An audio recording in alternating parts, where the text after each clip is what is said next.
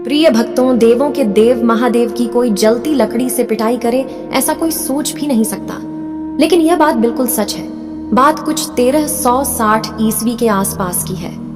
उन दिनों बिहार के विस्फी गांव में एक कवि हुआ करते थे। कवि का नाम विद्यापति था।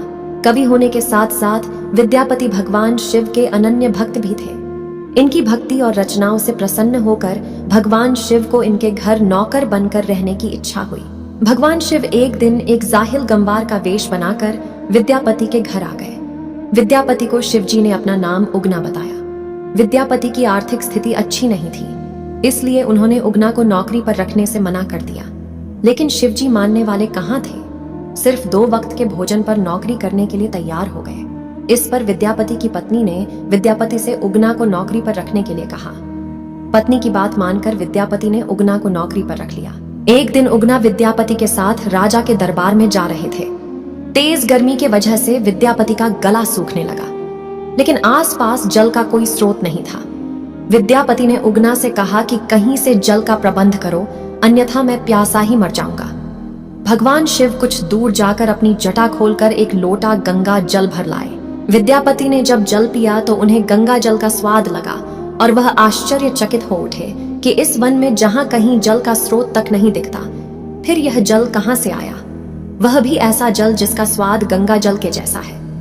कवि विद्यापति उगना पर संदेह हो गया कि यह कोई सामान्य व्यक्ति नहीं बल्कि स्वयं भगवान शिव हैं। इसलिए विद्यापति उगना से उसका वास्तविक परिचय जानने के लिए जिद करने लगे।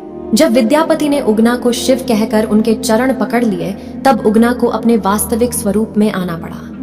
उगना के स्थान पर स्वयं भगवान शिव प्रकट हो गए। शिव ने विद्यापति से कहा कि मैं तुम्हारे साथ उगना बनकर रहना चाहता हूँ, लेकिन इस बात को कभी किसी से मेरा वास्तविक परिचय मत बताना। विद्यापति को बिना मांगे संसार के ईश्वर का सानिध्य मिल चुका था। इन्होंने शिव की शर्त को मान लिया। लेकिन एक दिन विद्यापति की पत्नी सुशीला ने उगना को कोई काम दिया। उगना उस काम को ठीक से नहीं समझा और गलती कर बैठा। सुशीला इससे नाराज हो गई और चूल्हे से जलती लकड़ी निकालकर लगी शिव जी की पिटाई करने। विद्यापति ने जब यह दृश्य देख तो अनायास ही उनके मुंह से निकल पड़ा, ये साक्षात भगवान शिव हैं, इन्हें जलती लकड़ी से मार रही हो। फिर क्या था, विद्यापति के मुंह से यह शब्द निकलते ही शिव वहां से अनंत ध्यान हो गए। इसके बाद तो विद्यापति पागलों की भांति उगना उगना कहते हुए वनों में, खेतों में, हर जगह उगना बने शिव को ढूंढने लगे।